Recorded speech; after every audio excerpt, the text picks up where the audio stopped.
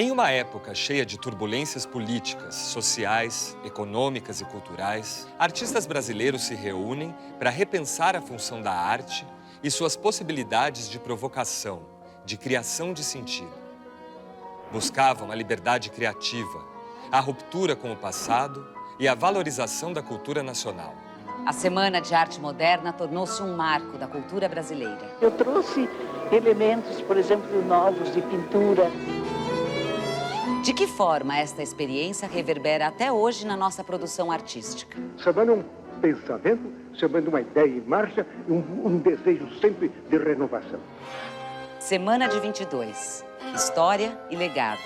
Tema desta série do Café Filosófico. Mário de Andrade foi fundamental para que o movimento modernista acontecesse, contribuindo com seus múltiplos talentos e reunindo os artistas que sustentaram as ideias modernistas. Mas ele também se colocou como crítico desses ideais que ele mesmo ajudou a criar. Para quem seria esse Brasil que os modernistas queriam reinventar? Para negar as influências europeias na arte brasileira, era preciso afirmar o nacionalismo. Para ultrapassar o passado, era preciso vislumbrar o nosso futuro. Mas os artistas da Semana de 22 conheciam a pátria que tentavam desconstruir?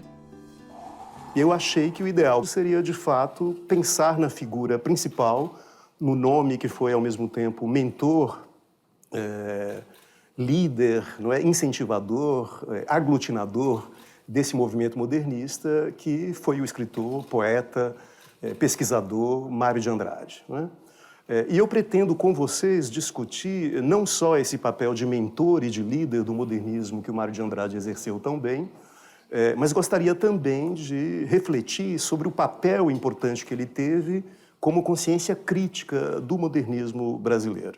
E, num certo sentido, até como um sujeito que se opõe muitas vezes à própria proposta, ao próprio programa modernista, não é?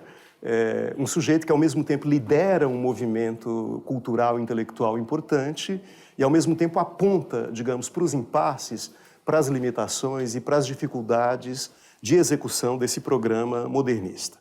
Porque me parece que a grandeza do Mário de Andrade não está apenas no seu papel de liderança e no seu papel de incentivador desse movimento, né, no seu papel de mentor e de teórico, mas eu diria que a grandeza e a atualidade do Mário passa muito pelo fato, né, de ele ter apresentado desde o começo, né, uma consciência muito aguda, vamos dizer, da própria crise, né, que esse projeto acaba deflagrando, não é? Quer dizer, a fé no futuro convive com a consciência do fracasso, né? É isso que me chama a atenção no Mário de Andrade. E, portanto, há um pensamento crítico sobre o Brasil, né, do qual eu acho que ele é um dos representantes, um dos protagonistas, e esse pensamento crítico, a meu ver, vai além, muito além, dos próprios mitos ligados a 22. Não é? Então, a obra Macunaíma, não é? Esse livro, que é o livro síntese do modernismo brasileiro, não é? Publicado em 1928, vejo essa obra como uma obra que serve de parâmetro e de base para o romance moderno brasileiro em larga medida, justamente porque encarna aquilo que nós podemos chamar aqui de um modernismo pós-utópico, não é? Quer dizer, o modernismo é o lugar da utopia e é também o lugar, vamos dizer, da crise ou da problematização desse projeto utópico. Enquanto o Mário formula esse projeto modernista, ele também acusa os limites e os impasses. Portanto, se trata de uma liderança contraditória, ou como um crítico já disse, o Sérgio Miceli, se trata de uma centralidade extravagante, não é? O que é um paradoxo interessante, uma centralidade excêntrica. O Mário de Andrade ele realiza, em 1942, uma conferência, né, em abril de 42, no Itamaraty, no Rio de Janeiro, uma conferência famosa que se chama o Movimento Modernista, na qual ele faz uma série de críticas, não é, depois de 20 anos da Semana de Arte Moderna, críticas assim muito pesadas, muito severas à contribuição da sua geração. Então ele diz que os modernistas 20 anos antes, né, tinham sido aristocráticos, tinham sido levianos, irresponsáveis, não tinham, assim, uma consciência exata do que era a realidade brasileira, foram muito mais, assim, participantes de um movimento dionisíaco, né? Ele vai dizer que era um tempo de festa, essencialmente destruidor, não é?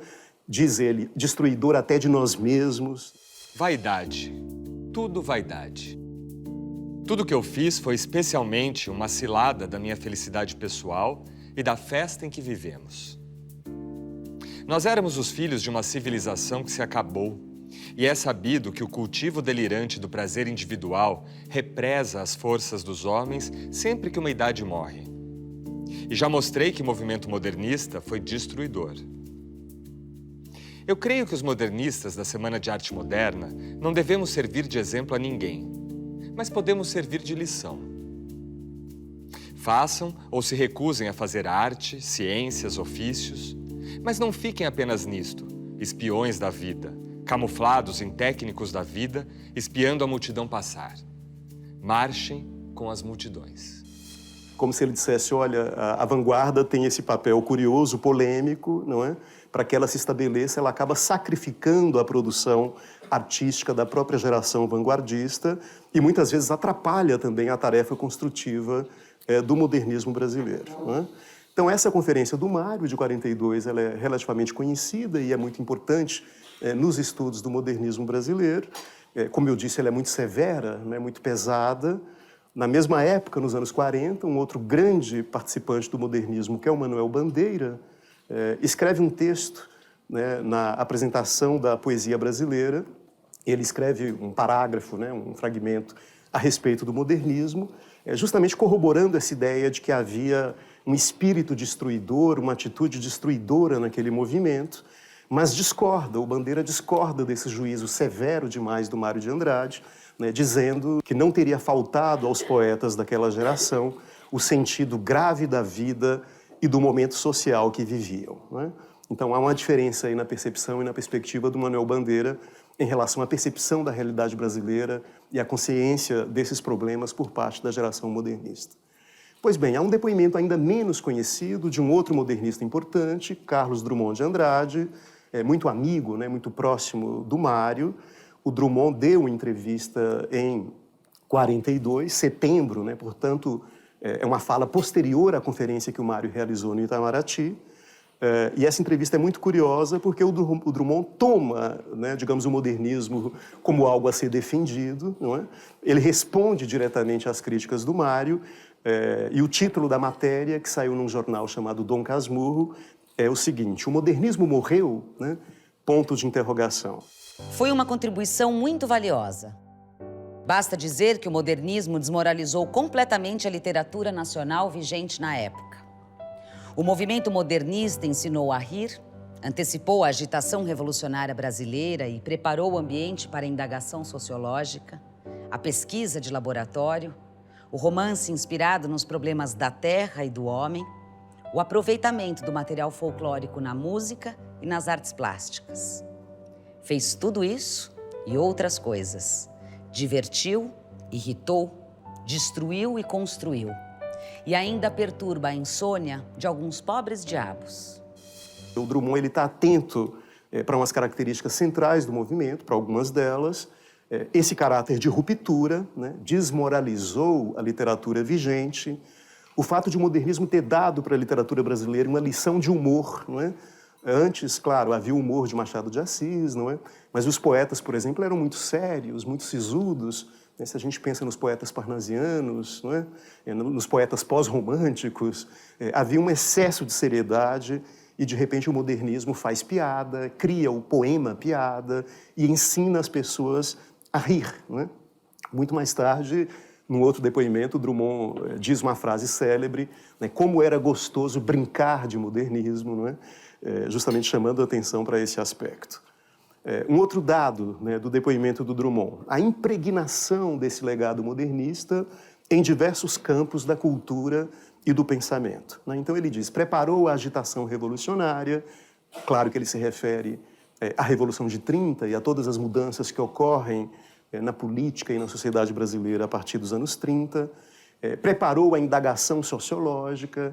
É evidente, né, que a obra, por exemplo, do Sérgio Buarque de Holanda, Raízes do Brasil, né, um clássico do pensamento social brasileiro, está diretamente conectado a esse legado modernista. Não é? Preparou o romance engajado de 30, não é, que deu tantos frutos, não é, no Nordeste, no Sul do país, né, em todas as regiões. Preparou a pesquisa científica, o aproveitamento do folclore, É sempre bom lembrar o papel que o Mário teve como pioneiro dessa pesquisa científica a respeito da cultura popular e das manifestações do folclore urbano e rural, não é? Ou seja, tudo isso está contido no fragmento do Drummond, e ele chama atenção para essa dupla face, né, ou para essa dupla estratégia do movimento, que é o fato de ter sido um movimento de destruição, o que condiz com o que nós esperamos de um movimento de vanguarda, e ao mesmo tempo um movimento de construção, né, que tem justamente relação, digamos, com a grande proposta cultural, ousada, utópica, né, que o modernismo formula para o Brasil no século XX. E, finalmente, chama atenção para essa permanência e atualidade do movimento, né, como eu já disse, né, quando ele frisa ainda perturba a insônia de pobres diabos. Né? Então, me parece que esse depoimento do Drummond ele é interessantíssimo, né, pela concisão e pela precisão desses dados que ele apresenta para o leitor, no momento em que ele toma para si essa tarefa de defender o modernismo, talvez dos próprios modernistas, né? Se eu penso no Mário de Andrade e na obra que ele realiza, eu sempre concluo que, para além dos livros que ele publicou, não é? Pauliceia Desvairada, que é o primeiro livro de poesia moderna que saiu no Brasil, não é? Os Contos de Belas Artes, é uma coletânea de histórias completamente surpreendentes, porque focaliza a modernização do ponto de vista dos excluídos, não é? Se a gente pensa em Macunaíma, que é esse livro fundamental, né, publicado em 28, ou na obra poética do Mário de Andrade, reunida nesse volume, a gente certamente não teria dúvida, não é, da grandeza da contribuição literária dele. Além disso, me parece que o Mário é grande também por ter fecundado uma série de coisas, não é? Por exemplo, me parece que uma parte do projeto do Mário, quem cumpre, realiza e leva adiante é o Drummond.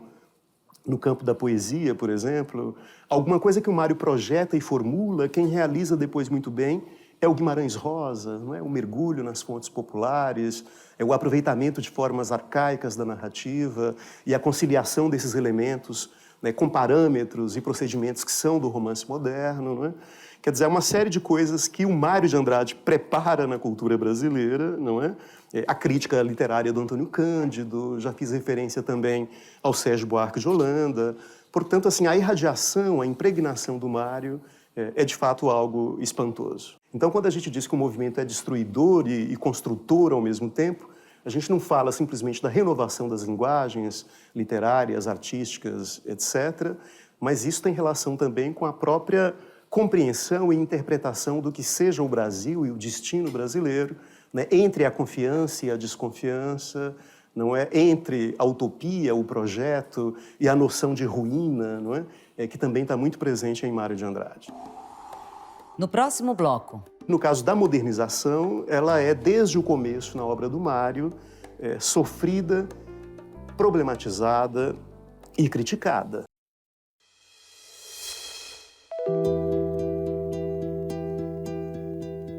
O movimento modernista foi considerado pelos seus próprios líderes não só inspirador, mas também destruidor de suas próprias promessas de transformação. Os modernistas expressavam a crença no futuro do Brasil, ao mesmo tempo que zombavam desse orgulho ufanista. Louvavam o vanguardismo, enquanto lembravam dos atrasos que trazia o progresso. O modernismo carregava em si o paradoxo que é próprio dos movimentos de vanguarda. Mas qual é o legado que ficou da Semana de 22? Agora nós estamos perto de comemorar 100 anos do modernismo brasileiro, tomando aí a semana como parâmetro, né, como data fundamental, como marco fundador dessa história, não é? Sabemos que nesses 100 anos houve, né, uma série de polêmicas envolvendo o modernismo brasileiro. Durante algumas décadas, né, 30, 40, talvez até 50, predominou uma avaliação muito negativa, né, tanto estética quanto política, por parte de vastos ou de vários setores da cultura brasileira, não é? Nos anos 50, que é o momento desse racionalismo desenvolvimentista, né? Poesia concreta, bossa nova, Niemeyer, a poesia do João Cabral, parece que, digamos assim, o legado modernista é relacionado à noção de espontaneidade, de brincadeira, de improviso, e para muitos de desleixo formal ele ficou um pouco desqualificado, não é? E, no entanto, a partir do final dos anos 50, a partir dos anos 60 e, sobretudo, até o início dos 70, a gente percebe que há uma grande revalorização né, uma grande retomada, quase que uma consagração do modernismo brasileiro, se dando tanto nos setores da produção cultural, mas também na universidade, né? Quer dizer, a universidade começou a olhar para esse legado modernista e examiná-lo com critério e com paciência e com o devido cuidado, justamente a partir desse período também, né? A própria criação do IEB, o Instituto de Estudos Brasileiros, se dá nessa época, não é? O trabalho de pesquisa das revistas, né, dos periódicos, das correspondências, né? Quer dizer, tudo isso começa nesse período. E nas últimas décadas, eu diria, dos anos 80 para cá, né, dos anos 90 para cá, a gente percebe que novas polêmicas e novas disputas vieram surgindo, não é? Há um incômodo em relação a esse legado. Eu diria que há duas tendências que eu posso identificar e apontar nessas novas polêmicas que surgiram. Uma delas tem a ver, claro, com a desvalorização desse legado, como se ele não tivesse mais atualidade ou importância para nós hoje. E a outra tendência seria uma contestação da centralidade de São Paulo e, portanto, da centralidade de alguém como Mário de Andrade na construção, digamos, do que seria a cultura brasileira moderna. Então, nós estamos perto de comemorar 100 anos da semana, mas na comemoração dos 90 anos, por exemplo, houve uma série de artigos publicados em jornais e revistas, e eu diria que a tônica, não é, o que predominou foi justamente esse questionamento, não é? Um poeta, crítico, tradutor, né, disse numa revista, por exemplo, que talvez o modernismo tivesse se tornado um peso morto na cultura brasileira, uma espécie de monumento de pedra no meio do nosso caminho, não é? Fazendo referência ao grande escândalo da década de 20, que foi o poema No Meio do Caminho, do Drummond, não é? E lançando essa pergunta, até que ponto o público hoje está interessado ou continua interessado na redescoberta do Brasil, não é? Outras vozes que surgiram, outras falas recentes, contemporâneas, por exemplo, apontam para o fato de a noção de Brasil, a nação, né, a concepção de nação, estar em crise na literatura contemporânea, que talvez busque outros valores, não é? Quer dizer, não se confia tanto mais no país como foi possível confiar no passado. Bem, eu respondo a essa polêmica, ou tento responder, dizendo que a nação sempre esteve em crise, digamos, na melhor produção literária brasileira, e isso desde o século XIX, né? Se eu leio Machado de Assis, se eu leio o Ateneu, do Raul Pompeia, se eu leio Os Sertões, do Euclides da Cunha, se eu leio a obra do Lima Barreto, todos esses pré-modernistas, eu já tenho elementos suficientes para supor que a nação está em crise ou que há uma problematização importante sendo realizada já naquele período. Isso atravessa a nossa literatura, não é? Quer dizer, Macunaíma é predominantemente, por excelência, isso, não é? Esse questionamento e essa problematização. Um romance como Vidas Secas, do Graciliano Ramos, que é tão admirado, tão lido e tão conhecido, é um romance que termina de uma maneira irresolvida, não é? Quer dizer, não aponta saídas, a gente tem ali uma situação de um impasse, não é? Os personagens retirantes devolvidos, digamos, à sua itinerância, não é? A sua migração, sem que haja a possibilidade de se fixar num pedaço de terra, não é? Quer dizer, parece que o Graciliano e esses outros autores estão mostrando uma tendência nossa para girar em torno dos mesmos pontos e não avançar justamente em direção a um futuro, não é? Que fosse o futuro desejado, prometido, idealizado, não é?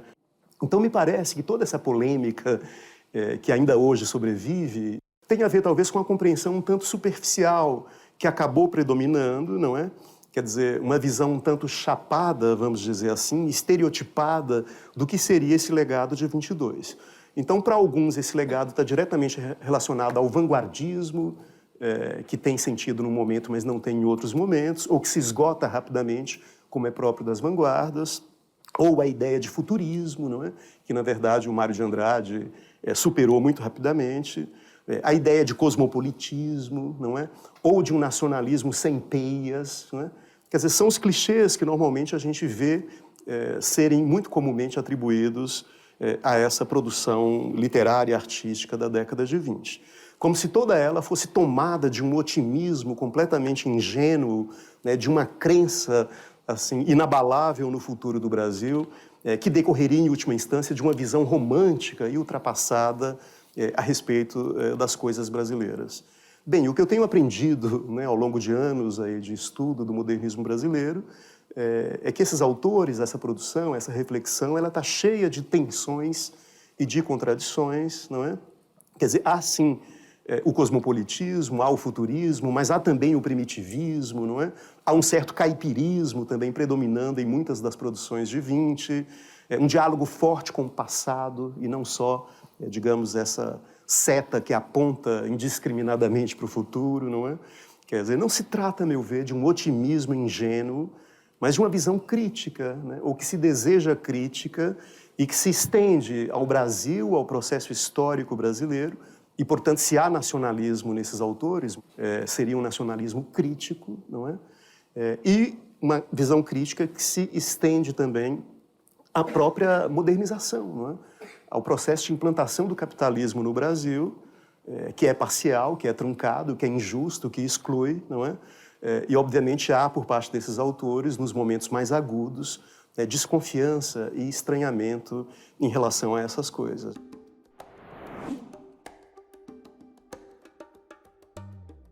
Eu diria que, no caso da modernização, ela é, desde o começo, na obra do Mário, sofrida, problematizada e criticada, não é? Então, esse livro, Pauliceia Desvairada, por exemplo, é o primeiro livro de poesia moderna publicado no Brasil, saiu em 22, né, pouco depois da Semana de Arte Moderna, foi apontado como um livro futurista, não é? E, no entanto, se mostra avesso aos aspectos negativos desse processo de modernização, ou seja, da modernização capitalista, que tem, não é, em São Paulo, né, digamos, o seu locus, né, o seu lugar por excelência.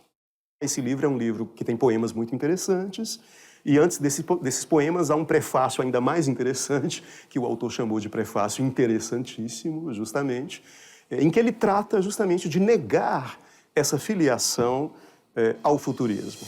Não sou futurista. Disse e repito. Tenho pontos de contato com o futurismo. Um pouco de teoria?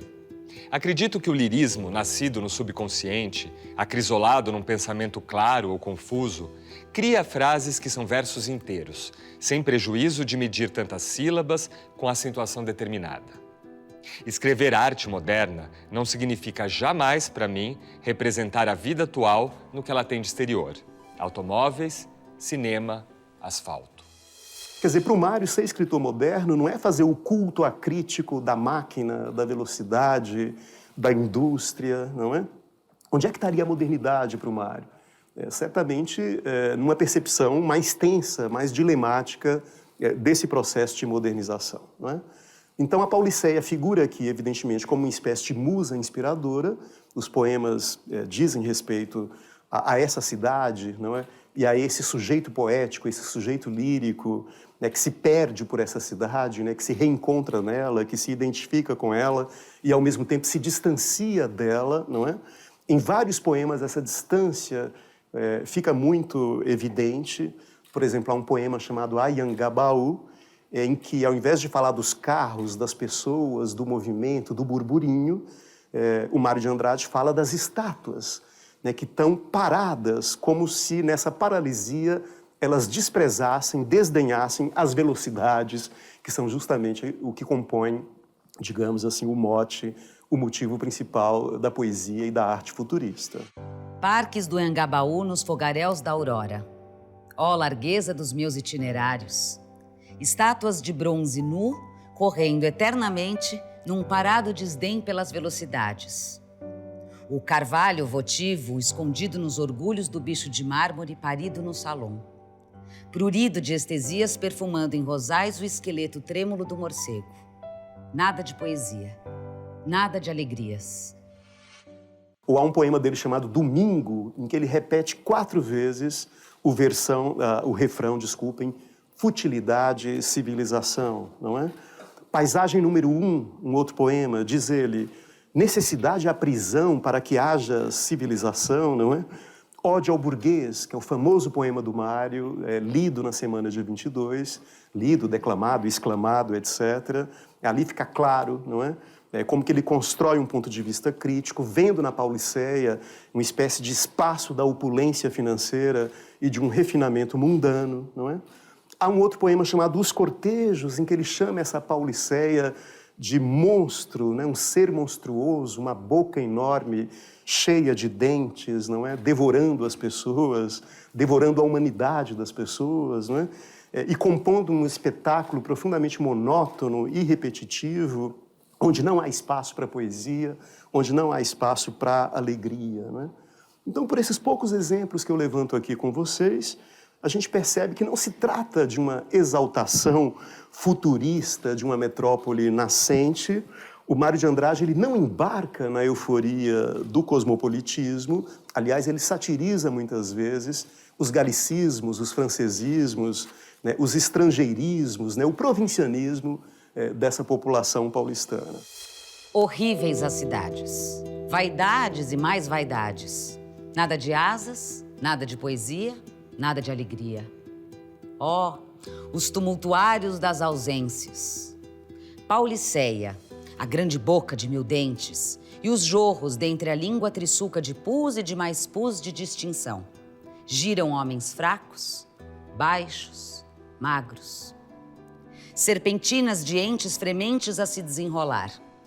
Estes homens de São Paulo, todos iguais e desiguais, quando vivem dentro dos meus olhos tão ricos, parecem-me uns macacos. Uns macacos. No próximo bloco. O que escapa é o próprio Brasil, ou é o próprio povo brasileiro, que o Mário de Andrade não consegue apreender.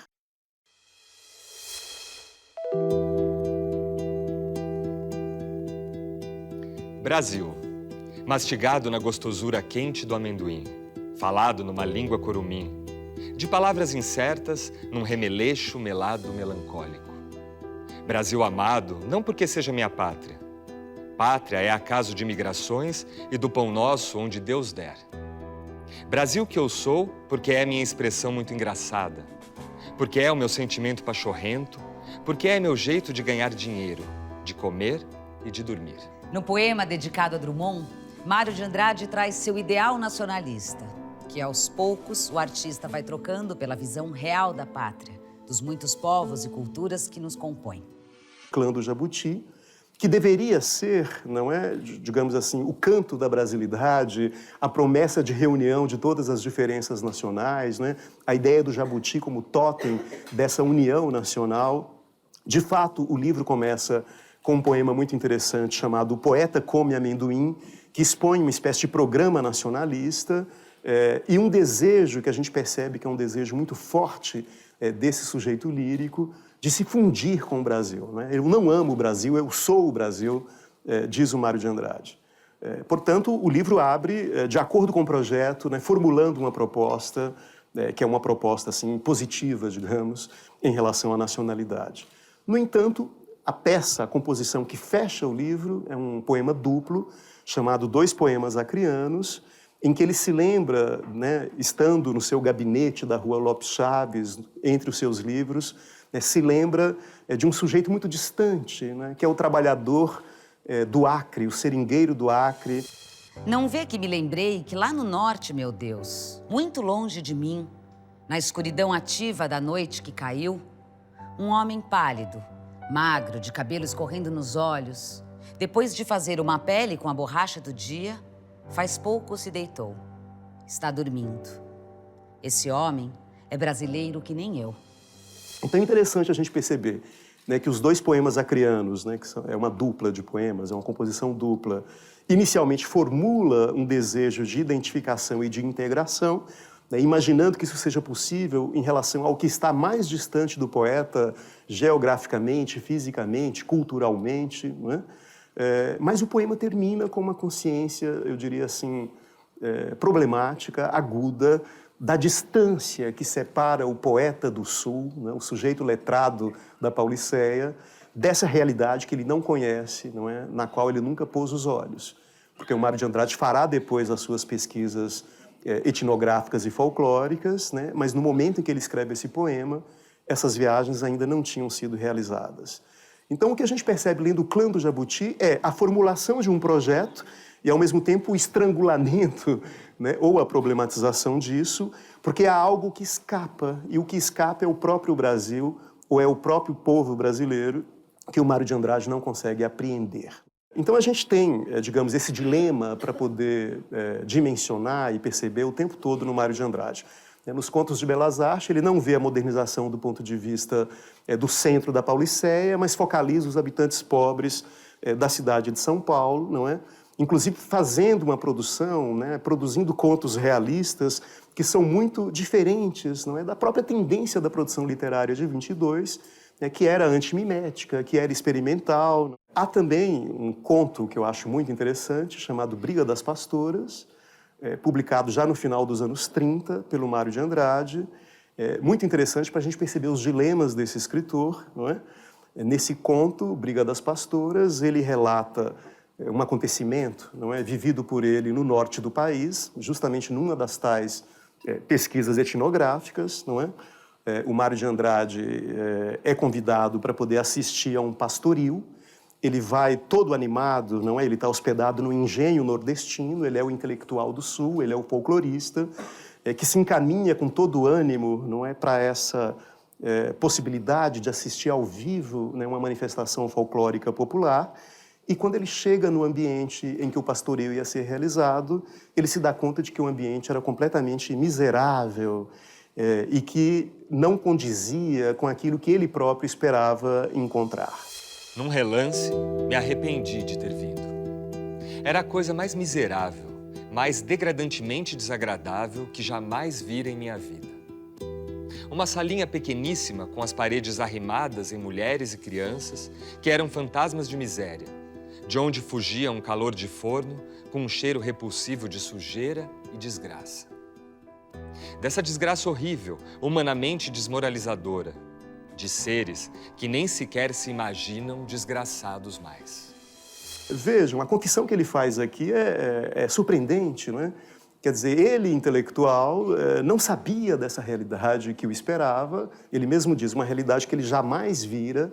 Ele se arrepende da visita, vive essa experiência de choque, de estranhamento, não é? O povo que ele encontra não é o povo que ele desejava encontrar. E aí ele se vê dividido entre dois sentimentos, né? O desejo de partir daquele ambiente sórdido, repugnante. Aí ele diz que não tem nenhum interesse folclórico e, ao mesmo tempo, a comoção com aquela miséria. Né? Ele vai dizer, com toda aquela miséria, miséria de tudo, não é? Então é evidente que o interesse dessa narrativa não é só folclórico e etnográfico. Na verdade, o que ela aponta é que a pesquisa da cultura nacional pode revelar o desastre social brasileiro, não é? A busca de uma riqueza cultural que interessava bastante para ele pode revelar na outra ponta o povo e suas carências, não é? E, portanto, digamos, uma leitura avessa do processo de modernização. No próximo bloco. Para entender essa versão de Macunaíma é preciso, evidentemente, pensar no contexto histórico, né? Pensar no AI-5, né? Pensar na luta armada, pensar nessa fase mais dura da repressão, a eclosão do tropicalismo, né, as rebeliões estudantis.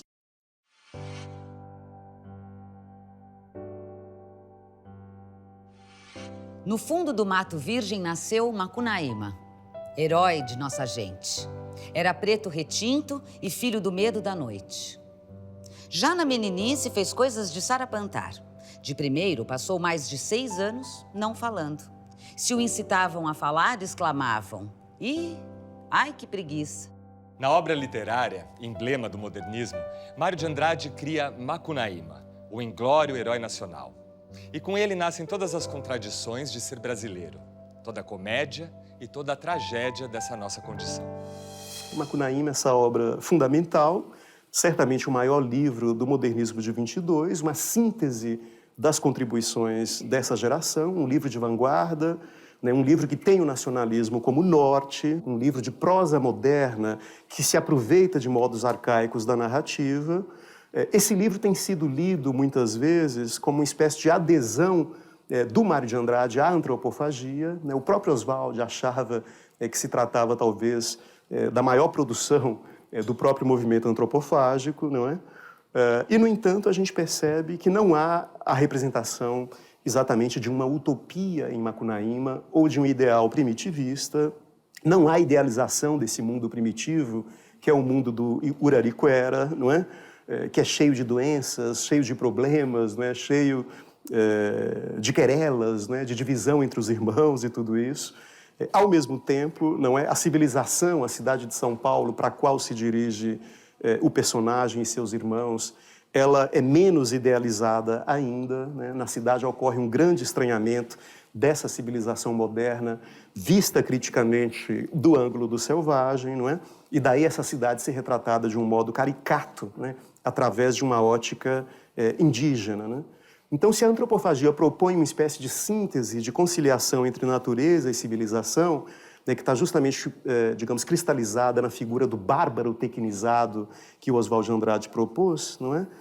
O que a gente percebe em Macunaíma é a negação dessa possibilidade de síntese ou de conciliação, já que essa personagem, Macunaíma, não encontra o seu lugar nem na mata, nem na cidade, não é? E, portanto, fica difícil falar em adesão a uma utopia primitivista, não é? E muito menos em adesão ou celebração do moderno ou do futurista, etc. Não é?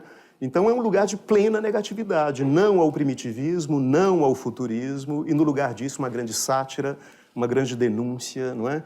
Esse herói, ele não tem caráter, ele não tem projeto, portanto, ele não tem futuro, não é? E por meio dele se faz uma apreensão enviesada do Brasil e da modernização brasileira. E isso, claro, faz com que essa obra esteja muito mais próxima, talvez, da produção dos anos 30, não é? Que tem na temática do fracasso, como Mário de Andrade também reconheceu num texto que ele escreve no início dos anos 40, né, o seu tema principal.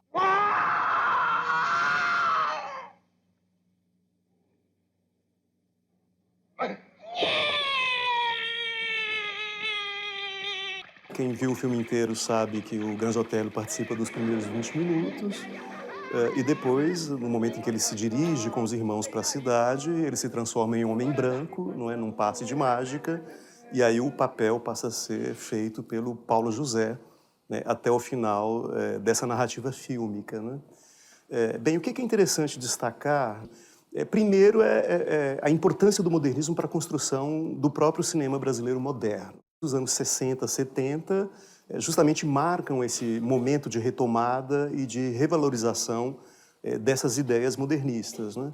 E o projeto do Cinema Novo, que é um projeto de atualização do cinema brasileiro, é também um projeto de descolonização dessa produção, que tem toda a relação com a literatura e a arte da década de 20. O Glauber Rocha também, em diversos depoimentos, considera que o Cinema Novo seria o capítulo 2, né, depois da Semana de Arte Moderna, justamente fazendo a pesquisa dessas manifestações da cultura popular, não é? Fazendo a crítica à linguagem dos filmes que eram feitos anteriormente no Brasil. Portanto, o Cinema Novo é um projeto cultural anticolonialista que busca tratar temas brasileiros e, mais que isso, busca uma forma brasileira para tratar de temas nacionais. Então, o Cinema Novo ele tem essas características que, obviamente, importa lembrar aqui. Ele tem 3 fases, né, só para chegar em Macunaíma. Tem a fase anterior a 64, onde há uma grande promessa em relação, vamos dizer, à crença, não é? Vamos dizer, no futuro do Brasil. E, portanto, o cultivo dessa promessa, que é quase uma promessa de redenção, né, que está nos filmes do Glauber e dos outros diretores do período. Depois, pós-64, essa fase amarga da derrota, da reflexão política, etc. E depois, no pós-68, já é o momento do tropicalismo, também é o momento do AI-5, é o momento em que a expressão ela passa a ser muito reprimida, a expressão artística, a expressão do pensamento, e, portanto, os filmes se tornam bastante alegóricos. É o caso dessa versão de Macunaíma para o cinema, não é? Claro que há uma discussão sobre o Brasil e que se pretende uma discussão atualizada, mas que lança mão de uma obra literária de algumas décadas atrás, justamente para poder, por meio da alegoria, não é, realizar uma reflexão que escapasse da censura.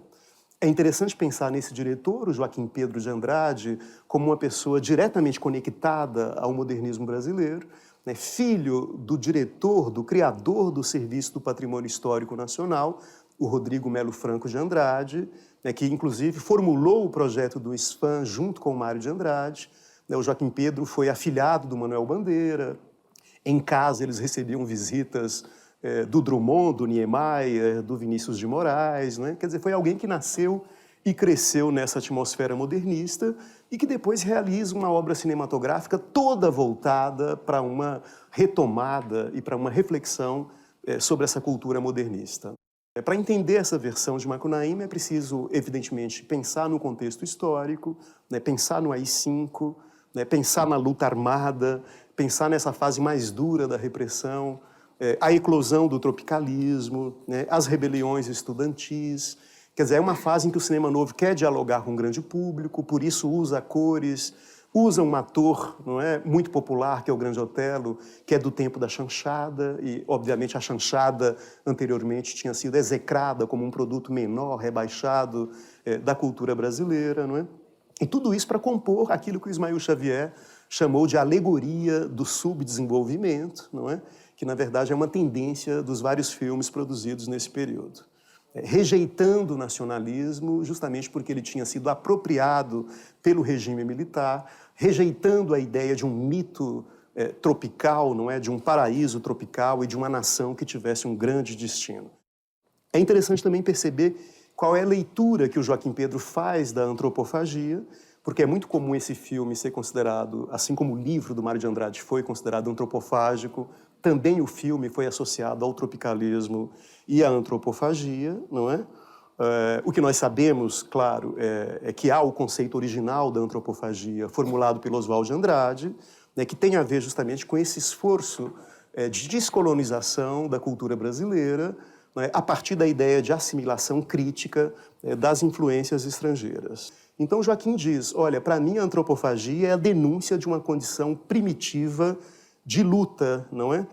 Para mim a antropofagia justamente alude ao fato de que nós, no Brasil, ainda nos devoramos, não é? Mesmo depois de um processo de modernização, a relação entre os homens ainda é uma relação antropofágica, né? Os brasileiros devoram os brasileiros, portanto, mais do que antropofagia, seria talvez pertinente falar em autofagia, que não temos tanto um brasileiro forte que devora o outro, o estrangeiro, né? Mas que temos um brasileiro fraco, né? Que é devorado pelos próprios brasileiros e devorado também pelo estrangeiro.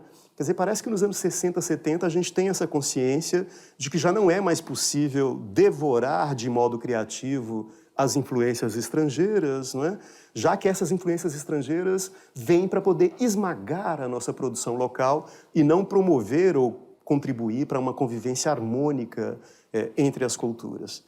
A outra questão final, né, que eu abordaria com vocês é o fato de a crítica, desde o lançamento desse filme do Joaquim Pedro, ter afirmado o seguinte: diferentemente do livro, que era muito alegre, muito promissor, não é? Que acreditava numa cultura brasileira dinâmica, numa força própria do Brasil, mostra que a malandragem não tem futuro, que não há nada de positivo, digamos, nos procedimentos dessa personagem, e não por acaso o final do filme seria um final trágico, não é? Diferente do final do livro.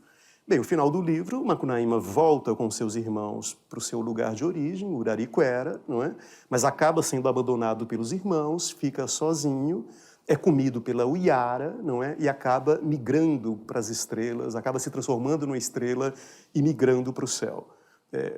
Parte da crítica lê essa transformação de Macunaíma em estrela numa espécie de compensação, numa espécie assim de final feliz, não é? Da personagem, que a partir de então passa a incorporar uma tradição, etc. Mas o próprio Mário dizia, ele vai para o céu porque não encontra um lugar na Terra, ele vai para o céu porque não resolveu os seus problemas, não é? Porque não tinha o famoso projeto, a famosa organização que permitisse ele tocar adiante a sua própria vida, não é?